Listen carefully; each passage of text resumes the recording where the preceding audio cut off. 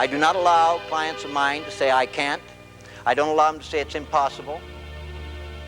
They get to say I won't do it, I won't try, I don't care to, I don't want to get into that, the hell with you, Barbeau. They get to say anything that accepts responsibility, but they do not get to say I can't.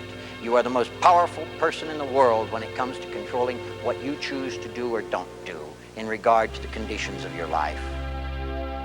Where I put my time, I cannot repeat often enough, is where I'm putting my life. I have no life other than this, you see? Kid comes to you and says, I'd like to talk to you. You say, I don't have time. He gets to add 2 words to that, for you. As long as I'm breathing, I have time. When I stop breathing, I am into eternity. I'm out of time. When I stop breathing, I'm into the grand orgasmic now called heaven, hopefully. It doesn't matter so much what hits us as it does how we choose to respond to it. To this person at this moment, whether it's a little person in our homes or a big person in our homes, whether it's some neighbor, whether it's somebody at work, our choice is always how we're going to respond to that event or that person. From the time you and I were born, we were developing our coping mechanisms. And there we were, 7 pounds, 4 ounces, 22 inches long, thrust into the world. A highly stressful event. It stressed Mommy, it stressed the doctor, it stressed Daddy, and it stressed us.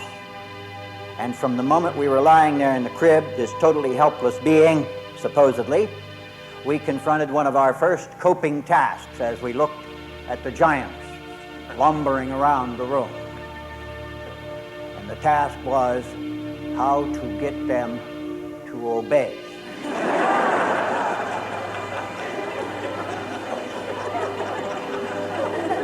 When they didn't even speak our language and were 20 times our size.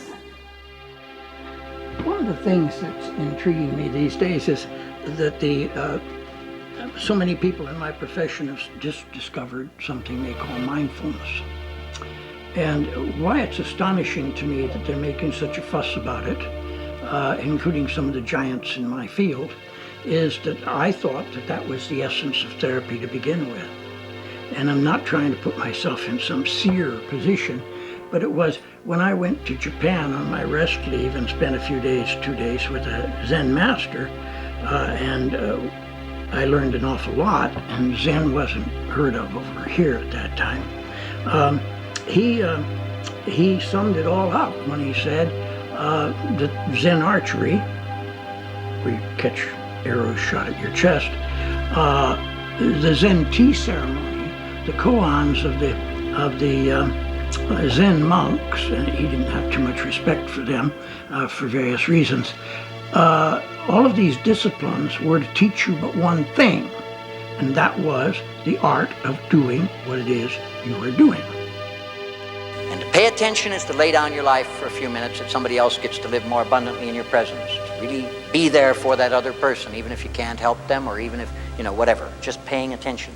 And once again, you've paid me the tribute of a marvelous degree of attention, laid down an enormous quantity of lifetime, and I hope we've redeemed it. Not only with a little bit of laughter, but also with some insight. And I thank you very much for the great love you've shown me.